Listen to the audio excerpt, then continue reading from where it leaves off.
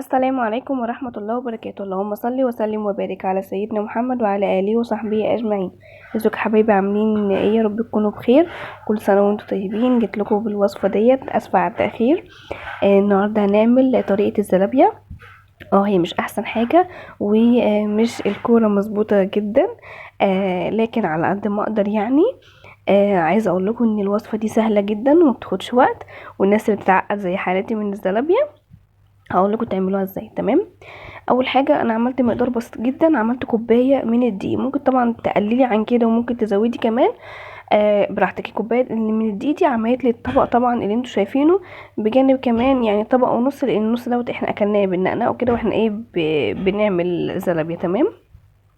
حطيت كمان معلقه صغيره من الخميره ورشه من الملح، وبقلبهم كده ايه مع بعض. تمام. دي المواد الجافه اللي معايا، ما بضيفش اي حاجه تاني. تمام.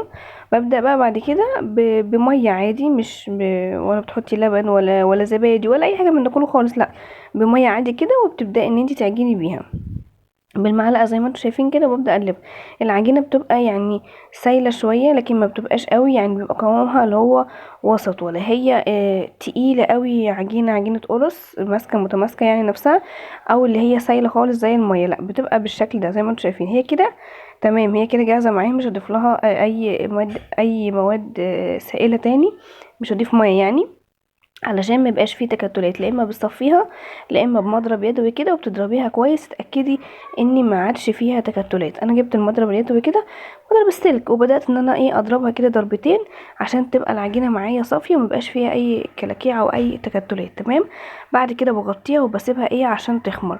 بعد ما سبتها بقى تخمر، بجهز الشربات بتاعها.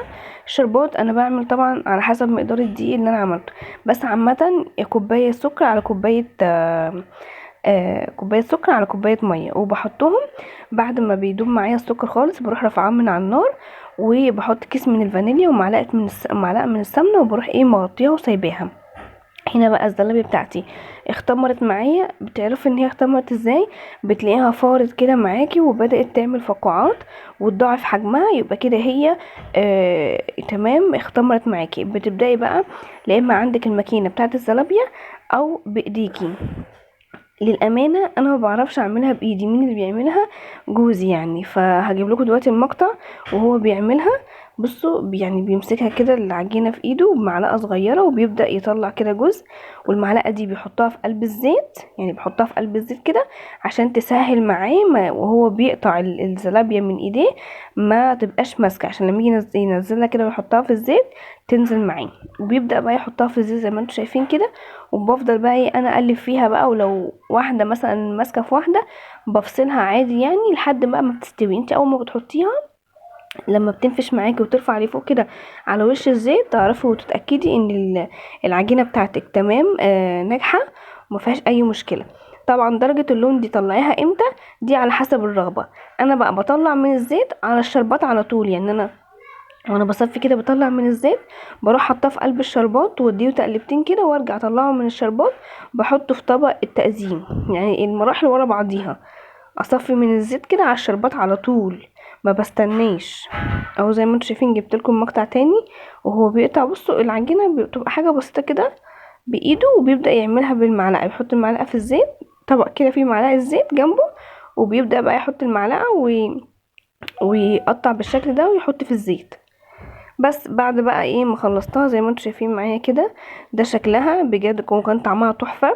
فاعملوها في البيت حتى لو شكلها مش يعني اوحش من كده، او مش مظبوطه عن كده، مفيش مشكله. بس عملتي حاجه حلوه في البيت لحد ما ربنا يكرمك وتجيبي الماكينه زي حالتي كده ان شاء الله باذن الله. يا رب يكون الفيديو عجبكم. ما تنسونوش في اللايك يا بنات، اتفاعلوا مع قناتي، وما تنسوش في اللايك والاشتراك. واشوفكم على خير في فيديو جديد، واتمنى لكم الستر والصحه والسعاده. والسلام عليكم ورحمه الله وبركاته. باي باي.